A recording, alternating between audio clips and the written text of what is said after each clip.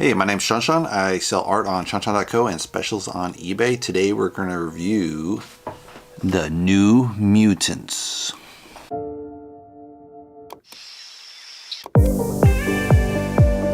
So this is a film by Josh Boone. Time is 1 hour and 38 minutes. It has several actors. Blue Hunt is Daniel Moonstar, a native teen girl. Maisie Williams is Ron Sinclair. She has this short girl haircut from Ireland, kind of Catholic background. Ann Taylor-Joy is Ilyana Rasputin, so she's kind of a punk inner city kid with Russian background. Charlie Heaton plays Sam Guthrie. He's a coal miner's son. Henry Saga is Robert de Costa. He's this rich Latin American kid from Brazil, Argentina. And Alice Braga is Dr. Reyes. So the story starts with the native girl, Danielle. Her father just grabs her out of bed and hurry, we gotta run. There's some storm hitting, right? And they just run out of the house. Stuff's blowing up everywhere. There's a storm going on. They run into the forest and he hides her kind of in a tree. And he says, I have to go back and help people. And she says, wait, what's going on? And then he runs back and then all of a sudden he's thrown back right next to her and he's dead. And then she's like, what is going on? And she's freaking out. And then boom, she wakes up in a hospital. So they have this nice cut scene. So the intro is really good that you don't really know what's going on from the girl's perspective, and then boom, you're in the hospital. So again, you don't know what's going on. She wakes up in this weird hospital ward. She's locked to the bed. So she knows it's not a normal hospital ward. She finds that there's 4 other Teen Mutants in this hospital, but she doesn't know she's a mutant. So they kind of go to group therapy all the time. And so they're in this group therapy and then they're all going around and kind of explaining what their powers are, why they're there. They're trying to learn to control their powers. And so you think as a viewer, like, oh, this is going to be the first act. They kind of settle and they're going to go on an adventure, but no, there's no adventure.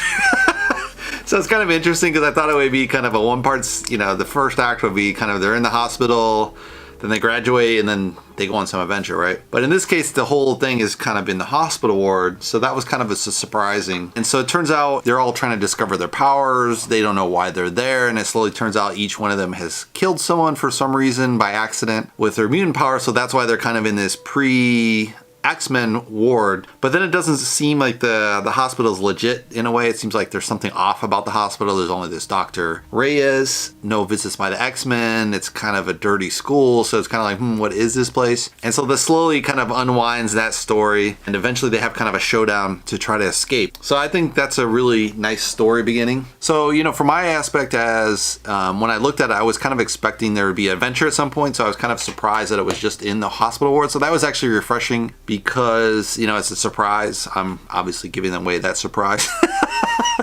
But yeah, I like that part of the film, that it was just in the hospital ward, and then everything's not what it seems. It's kind of like whodunit, what's going on. They're solving it with these teenagers solving this mystery around them. I liked how the main character, Danielle, doesn't really know what her power is. No one else knows what the power is. And the doctor's kind of analyzing it, but the doctor doesn't even know. And then she's reporting to this secret organization above her. So you're assuming she's talking with the X-Men, but it turns out she's talking with someone else. It's not revealed to really the third act what her powers are, which leads to the final showdown against the doctor. So it's pretty interesting that that's kind of hidden away. You don't know what it is, and then everyone starts getting haunted, by all these bizarre dreams. So that, the kids are like, this place is haunted, let's get the hell out of here, it's possessed or something. They're all interpreting it in different ways, like it's possessed, it's haunted, my demons have come back to get me, all these kind of different interpretations from a teenager mind. So that's kind of fun. There is a little bit social justice warrior kind of feel to the film. They have 2 of the girls kind of fall in love, a girl and a boy fall in love. So that's normal teenager stuff. But, for the real conservative out in the middle of the country, are they gonna,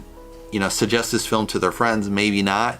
It is a teen film, so maybe it don't have that much of an impact. Probably reading too much into it. But, it's kind of a financial risk in the sense that you might be turning off a lot of teens inside of the country. Probably not, but maybe. You're also taking a risk outside the country in more conservative countries like China, Iran, Saudi Arabia. Europe, I think, is fine. But yeah, some of the smaller markets, you're probably taking a risk that you're losing those dollars just to kind of have this SJW in the film.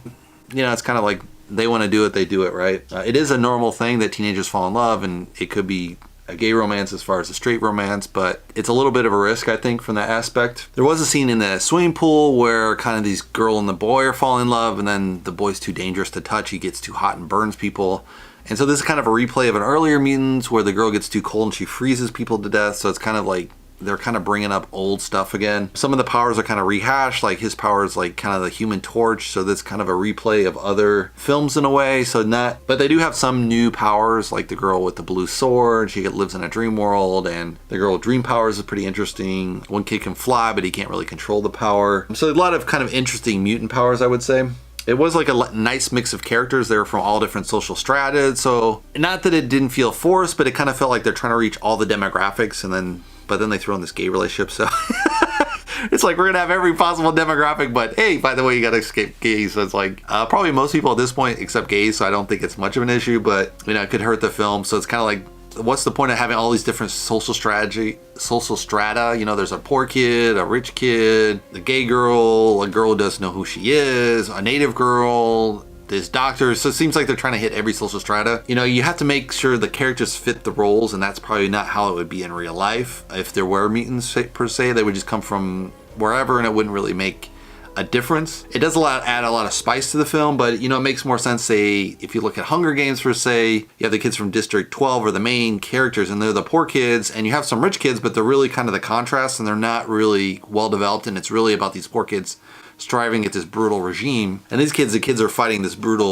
weird hospital environment, but it's just kind of like they threw it all together to kind of hit every social strata versus what would be in reality. I mean, since they're mutants, they probably would be an extreme minority and come from different strata anyway, but I don't know if it felt forced, but it just felt like they're trying to sell film versus making sense. Story-wise, overall, I think it's pretty enjoyable. I did like the dark twist of the film. That was kind of fun. They didn't go on adventure, so I was like, where's the adventure gonna go? So you have to accept that. But otherwise, I think it's a pretty entertaining film. Hopefully you guys like it. If you guys want to subscribe, you can subscribe below. And I'll see you in the next movie review. Thanks for watching, guys.